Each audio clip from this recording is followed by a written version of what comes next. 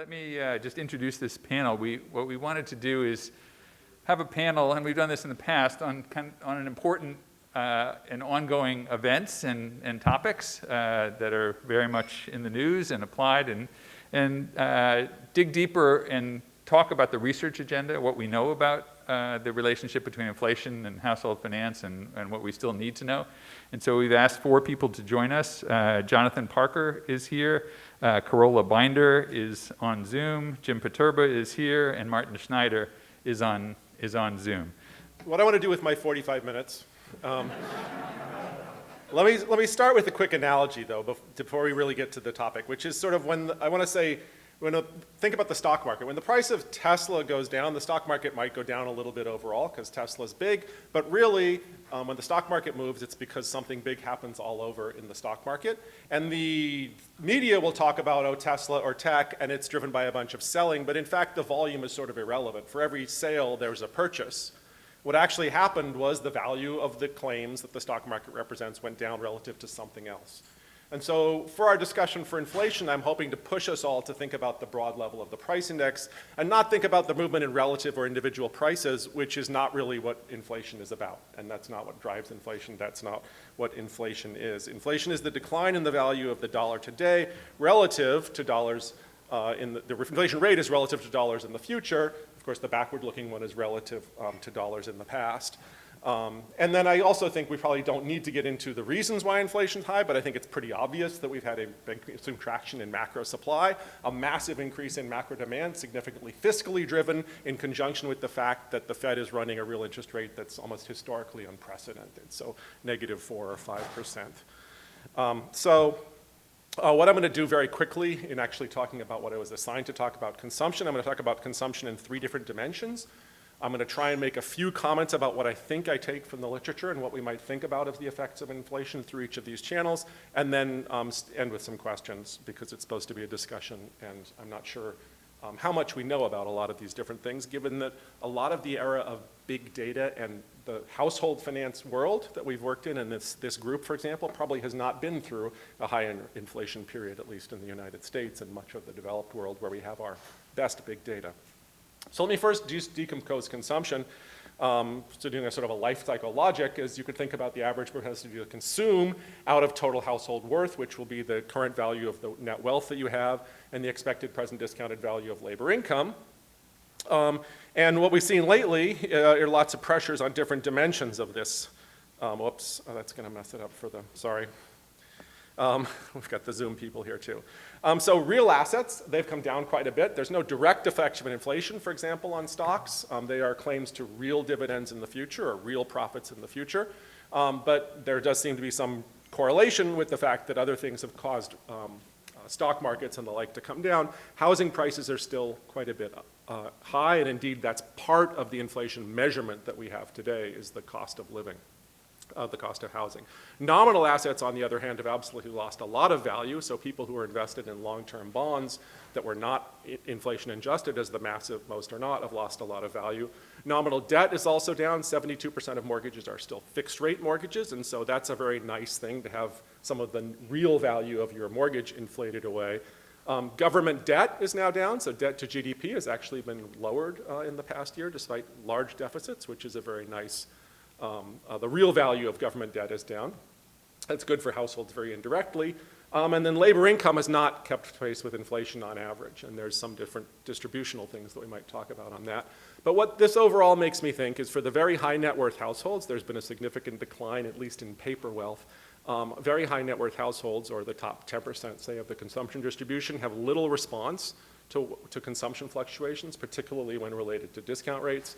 And so I don't expect much change in consumption there. In the next segment of sort of upper middle class, there might be substantial changes here because they're looking at retirement account values which have come down. They're owning nominal bonds.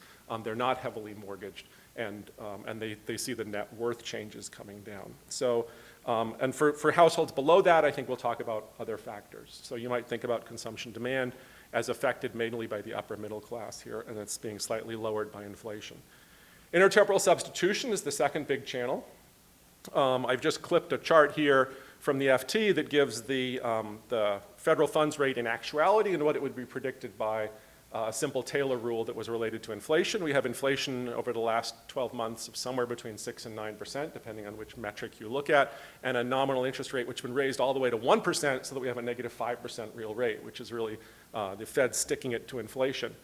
And so you have really significant erosion in the purchasing power of short-term liquid assets, which for the bottom half of the income and wealth distribution is most of their assets. So if your savings, not in financial markets, but in checking and savings accounts, you're losing a lot of money every year, and that is going to actually stimulate demand from these households, right? So that's the negative, that's a story way of saying there's an intertemporal substitution strategy here, which is to buy today. Consumption today looks really cheap relative to the future. And so that should increase the demand for consumption, again, from probably all but really the most wealthy households. And then the final piece of the consumption puzzle, or consumption broad decomposition, would be liquidity, which I guess Steve and I started with as young people, focused very heavily on. And there's a lot of different directions on liquidity, but again, I think most of them are going to mean that liquidity constraints are going to start binding for more households and be a little tighter for those households, largely because of the way we structure debt contracts, because they're based on an interest payment or payments that are pretty much constant through time. So when the nominal interest rates rise, the flow payments rise initially, the real values decline more quickly, but it becomes a little more difficult to handle that debt burden at the beginning due to debt to payment income requirements. And so on the one hand, fixed interest payments are being lowered in real terms by inflation, so that's good if you have a mortgage. On the other hand, all the new interest rates and new purchases going forward as interest rates rise in response to the high inflation rate are going to require higher flow payments. And that's going to, especially if income doesn't keep track with inflation, that's going to really squeeze the flow payment ability of households to make payments and buy new goods and fund consumption. Particularly, so I would say that liquidity constraints are going to be lowering consumption, and constraints will start binding for more households, primarily at the bottom end of the distribution.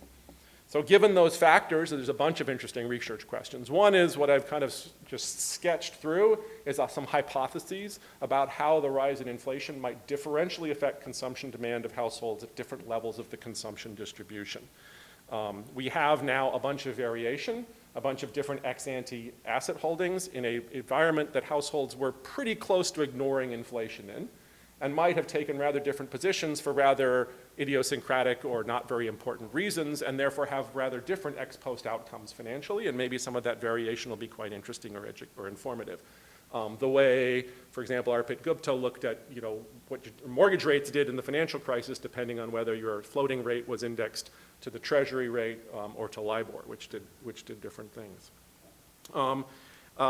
Is the behavior that we're going to observe as inflation rises related to nominal illusion?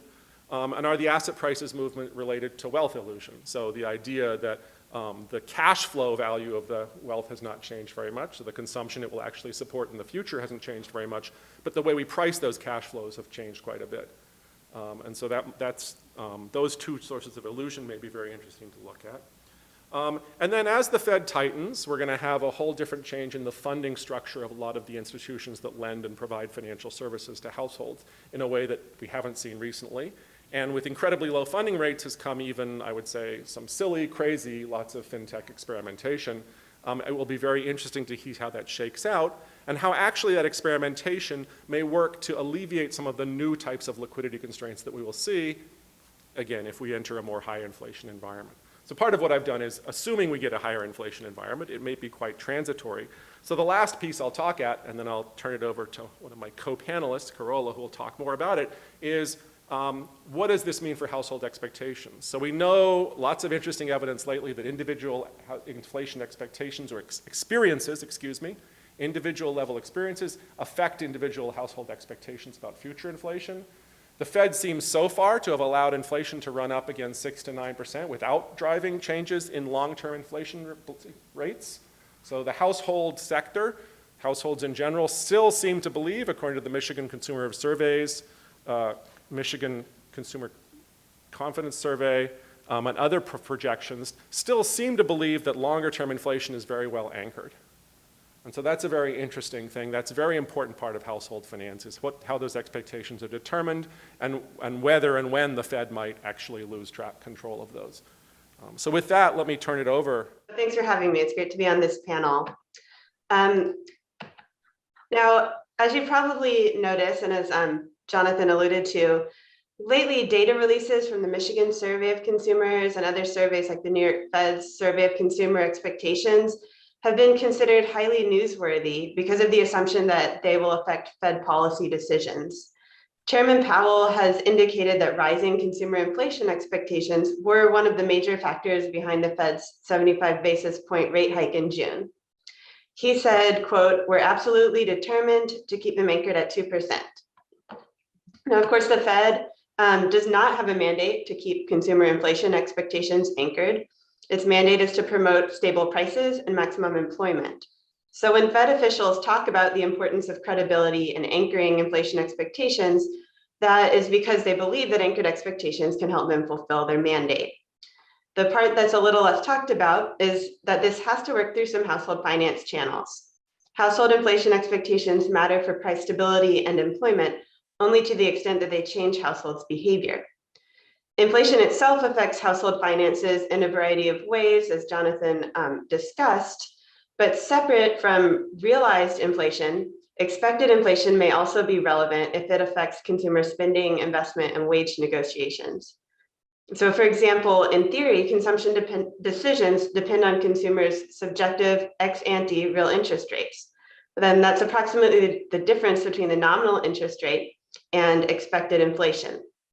A big challenge for studying household finance is that we don't actually observe these subjective ex-ante real interest rates, but we have a growing supply of surveys of consumer inflation expectations, which provide a proxy for this inflation expectations term. Now, to the extent that the Fed takes these survey measures seriously, which they've clearly indicated that they do, we also need to take seriously what has been established in the literature about these measures. So here's just a list of what I think we can take away from the literature about reported inflation expectations on consumer surveys. A big point is that the variation in the cross-section in reported inflation expectations is much greater than variation over time. So Jonathan showed you a graph that showed this like small upward movement in consumers' inflation expectations since 2020. That's totally dwarfed by any movement that you see if you just look at the distribution at one point in time across households. He also alluded to, relative inflation being about the change in the level of prices, not about any movement in relative prices, but relative prices matter a lot for what consumers report on this survey. And in particular, consumers' reported inflation expectations are strongly correlated with the level of gas prices, and that's either nominal or real gas prices.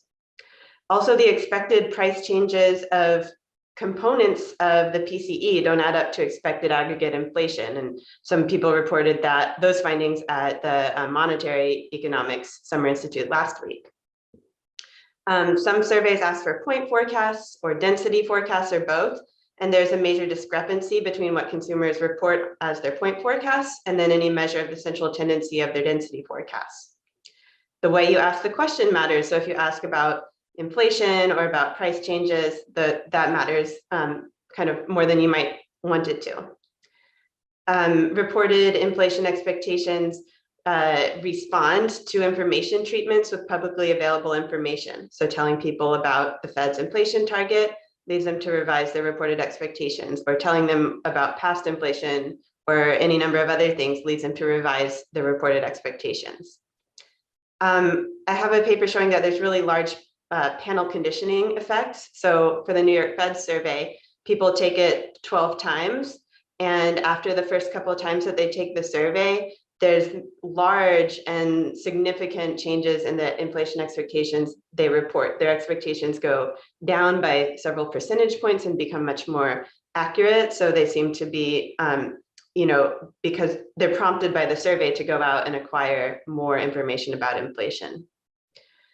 There's also a large and growing partisan divide in inflation expectations reported on surveys. So basically, when you don't like the party in power, you report higher inflation expectations. That again that's a variation in the cross-section that totally dwarfs any kind of time variation that you see. And a lot of consumers seem to use a good news, bad news heuristic when they're reporting their inflation expectations. So I have a paper with Jeff Campbell and Jane Reingart, and we use high frequency data to study the drivers of consumers' reported inflation expectations. And it's mainly political news and COVID news that change people's inflation expectations. And essentially, if they think the news is bad, their inflation expectations get higher. Okay. So in light of all of that evidence, I want to turn to a question that was asked a lot during the period beginning in the Great Recession when interest rates were at the zero lower bound. And the question was, can a central bank use inflation expectations as a policy tool? And the idea was with short-term nominal interest rates at zero, you increase expected inflation to reduce real interest rates and shift consumption forward in time. So there's really two lines of research that came out of this question. The first is, can central banks fine-tune consumer inflation expectations through communication? And the second is, if they can, does it have the intended effect on consumption? And to the first question, my opinion is not very well, if at all. And that's, again, based on everything I told you on the last slide. And to the second, there's very mixed evidence. It depends, again, a lot on what kind of data you use, what kinds of inflation expectations measures, what kinds of consumption measures. I have a big table in a paper with Jillian Brunette that summarizes all the research we could find on this. So if you're interested, you can look there. So my takeaway is that the only foolproof way for central banks to stabilize household inflation expectations is to stabilize inflation itself. And ultimately, I think this will also be the most helpful for household finances. And in my last minute or two, I'd say the most promising research avenues that I see in this general area are like, how can we solicit consumers' true expectations of real interest rate, real income, and changes in real wealth? Because I think these surveys of consumer inflation expectations are at best a really noisy proxy of what consumers are actually using for making their decisions about their household finances. Can we maybe find behavior-based measures of inflation expectations? Like, for example, I recently saw a paper by Nagel and Yan where they're using retail tips flows to say something about, based on behavior, what people actually expect about inflation. And I'm not sure if Martin is going next, but I will hand over to the next panelist. Thank you. It's a pleasure to be invited to talk on this topic because the last time the United States experienced a sustained period of high inflation, which was 25 years before John Campbell's landmark AFA presidential address that was just called Household Finance, there wasn't really a field of household finance within economics research.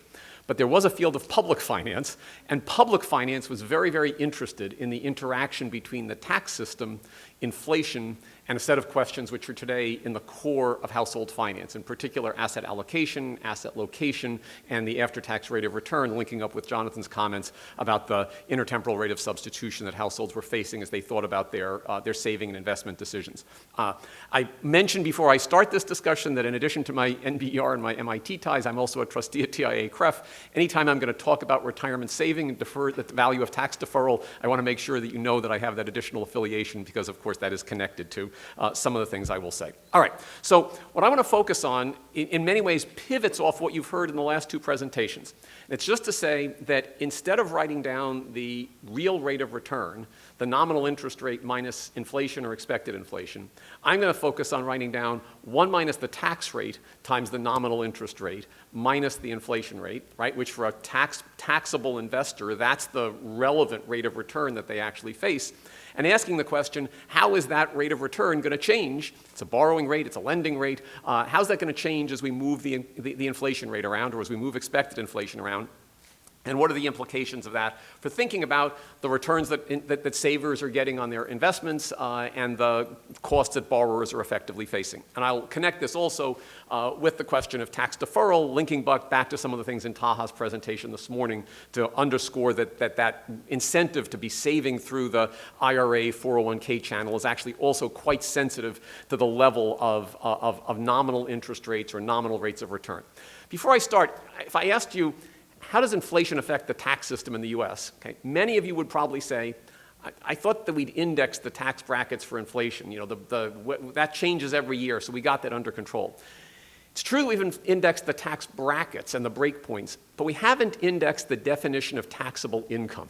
And in particular, nominal interest income is still taxed, and nominal capital gains are still taxed, and therein lies the core of what I want to talk about. So let me just start by thinking about taxable nominal bonds, okay? Consider, for example, a tax-exempt investor. I put MIT on the slide. I should have said the Sloan Foundation with Adam here. But you know, the real return, there's no taxes to think about, so the real return is just I minus pi, as we saw in, for example, Carola's slides a couple of minutes ago. Well, now if we want to know what happens to the real return when inflation goes up, the critical question is, well, you know, if we can do the derivative, and the key question is now just what's happening to di d pi.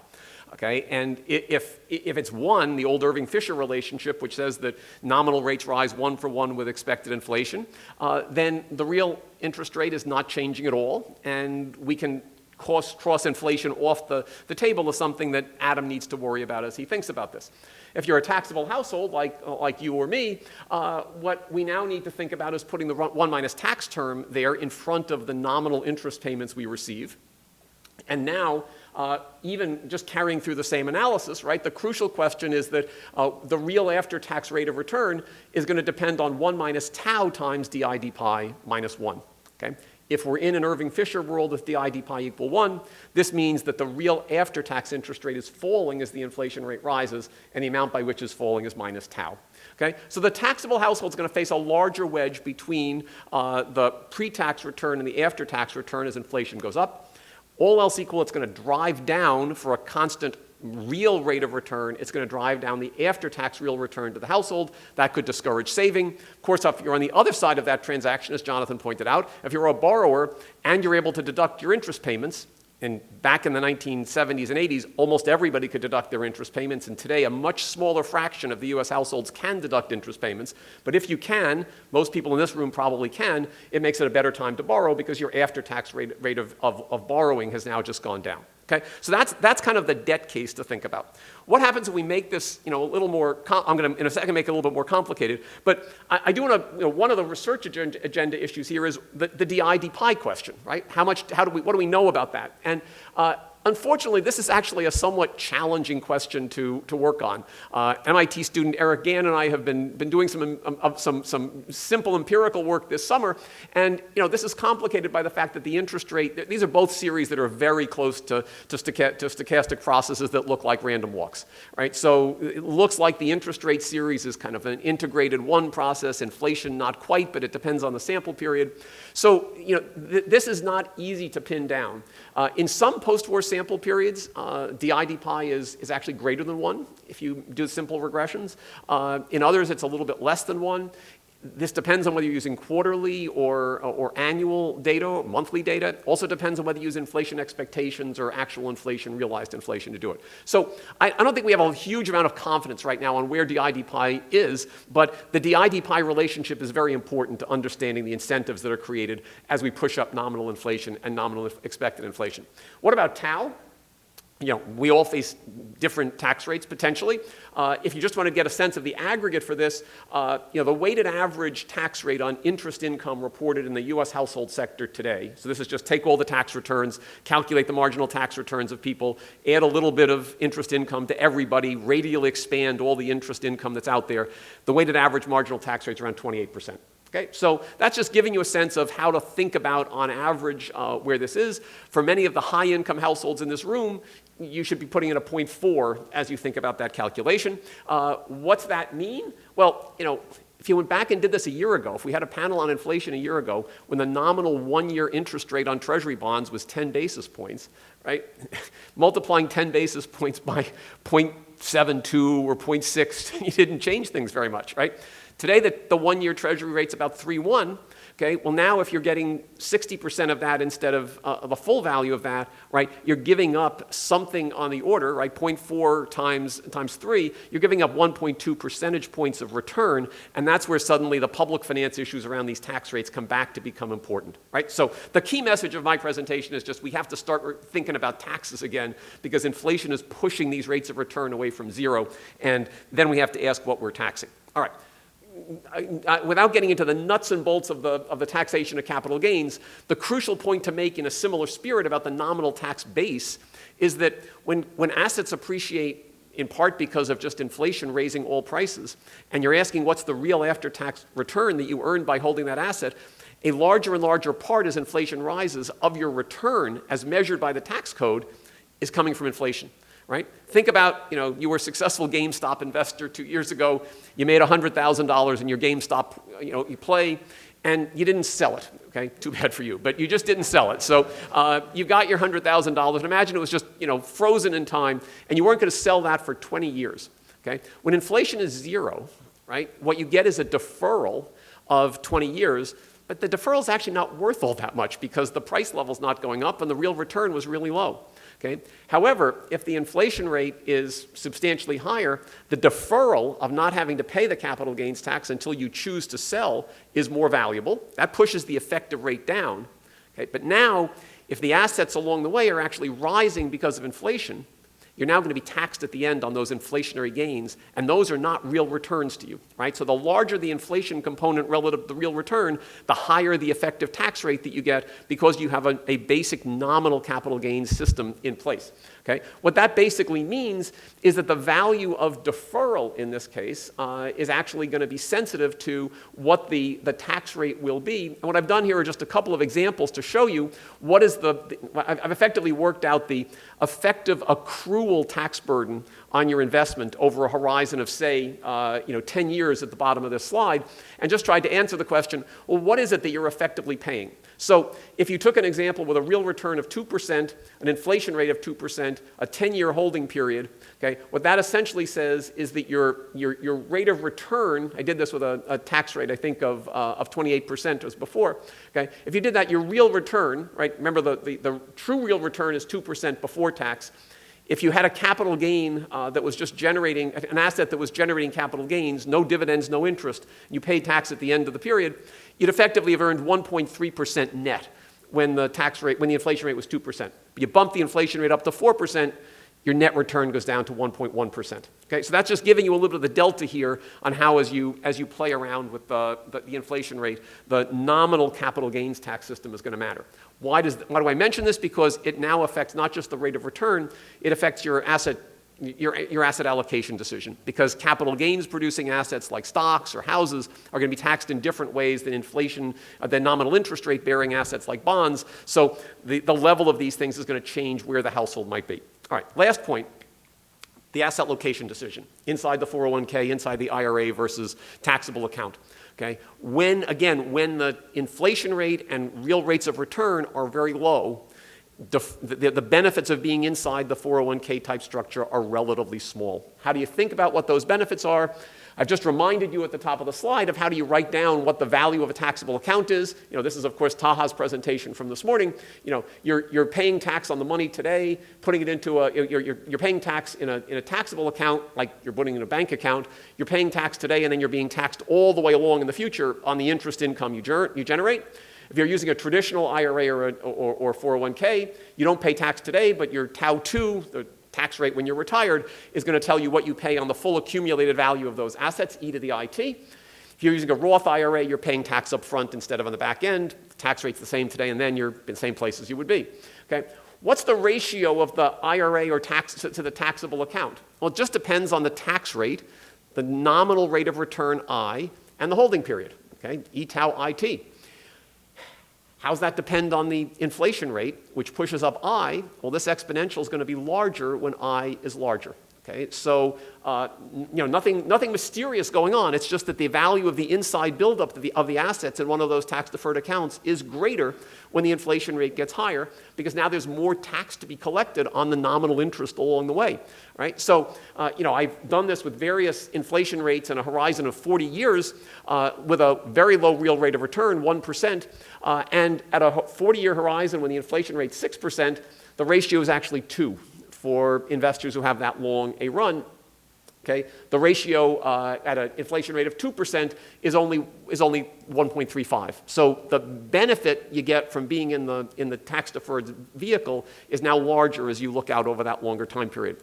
I've done the same thing at the bottom for something that may be more interesting to some part of this audience. I've basically picked the top marginal tax rate, 40%, and stuck that into the calculation. And of course, all of these things are more important there. So to any of you who are not fully maximizing out your 401k, right, in a high inflation environment, the value of doing that's going to be higher. And just to give you a sense of what's happened even over the last year, if you think that inflation expectations now are in the range of 4% for the long term, and last year they were closer to 2.5 or 3, this ratio of what you get one versus the other has moved up from around 1.6 to around 2.2, just over what we've seen in the last 12 months. So I think this raises a whole set of issues around the elements here of asset location, which are going to be more important going forward than they have been in the last decade or so. Closing thought in terms of the research agenda, we like to, at least when I teach, a lot of times I sort of focus on the nominal asset, the nominal bond, the simple capital gains here. But in fact, the household balance sheet is much more complicated. Real estate is taxed in different ways than what I've just described. Different types of equity assets are likely to be realizable in different ways. And this is much more complicated, in fact. So all of some of the complexity of tax planning issues now comes back in with a vengeance as we start to face these higher nominal rates due to inflation. And that's a place I think there's a lot of interesting research at this public finance and household finance margin. So thank you very much. Hi, everyone. Thanks for having me on this panel. And sorry, I can't be there in person. I'm going to talk about redistribution effects of inflation. In particular, I want to talk about kind of an earlier literature that did this and the role of measurement and modeling in the literature, and then make some suggestions for what I think is important for studying this new inflation episode that's quite exciting, if you've worked on this during the times of low inflation.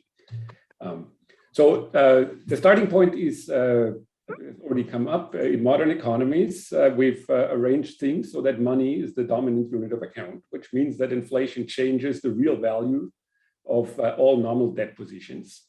And that has wealth effects that are good for borrowers and bad for lenders. And I find it useful for thinking about periods like now to distinguish two types of redistribution or revaluation shocks. The first one is the most obvious, which is if there is an unanticipated increase in the nominal price level, like Fisher talked about, then you're going to get the same percentage drops in the real value for all positions. And that was a substantial one for last year of more than 5%. More subtle is that if you have unanticipated news, broadly speaking, about future price level increases, then, so that means inflation expectations change. And this means the normal yield curve is going to shift up. Bond prices and more generally, the value of future normal promise is going to fall. And this means that long-term fixed rate positions are going to be devalued relatively more in percentage terms than short-term positions. So as an example, the 5-year rate increased by 2 percentage points over the last year. And this means that positions with a 5-year duration dropped by about 10%. But of course, this effect did nothing to short positions. So studies of redistribution effects of inflation have measured the revaluation shocks and how they play out at the sector level and for groups of households using flow funds data and household survey data. And so you have to integrate these two sources to see through the financial system and so on. And it's been done for the US and Canada and the Eurozone. For the fun of it, I ran the code using 2019, so pre-COVID positions where there is a survey of consumer finances. And I did just a one-time 10% Fisher effect. Okay, and there is action. So if you think about the sectoral distribution in percent of GDP, you get a household sector net loss of 6%, rest of the world loss of 5%, and then the beneficiaries are the government, major borrower, and also businesses. And then, of course, now you have to reassign the business gains to the household and rest of the world who owns these, which can also be done. And the other major debt issuer here is the household sector itself, which has already been netted out. But I want to point out that household gross positions are really big. They're kind of 5 times larger than these net positions. And so you see from this that there's also a lot of within household sector redistribution. The other thing that these studies did was to think about the welfare effects and the aggregate effects of these redistribution shocks from inflation episodes in a general equilibrium model. And I want to talk about how this is also an important part of the message. There's 2 points here. One is can be made just in a choice context, and this is that just welfare depends on more than just tradable wealth. Okay, and so let's think about just a standard micro problem for an individual. Maximize utility subject to a budget constraint. And I want to take a broad interpretation of consumption as date and state dependent and think of P as state prices. Okay, and this is very general because say there's incomplete markets, then we can think of these P's as individual state prices and then add some constraints that describe in what sense the markets are incomplete. Now, in this setting, the easily measured redistribution effects are what's the effect of market prices on the and how those revalue the tradable component of the endowment. Okay, and so these points that they had on the previous slide fall into this category. Importantly here, this P twiddle that I used to talk about market prices, those are the state prices of the marginal investors that are possibly different from the individual's P's. Now, what's also relevant for consumption and welfare generally is any differences between individual state prices and the marginal investor prices, as well as changes in the value of the non-tradable endowment, say human capital and government transfers. And then on top of that, you have income and substitution effects of changes in prices holding fixed income or the value of the endowment. Just as an example of this, there's some confusion sometimes in the literature about this issue of the paper gains on housing. So let's say you have higher rent growth that's expected by the marginal investor that increases house prices. Then you can have, if there's a very strong income effect, so if people always want to live in the same house regardless of what happens with the prices, then this can offset the wealth effect.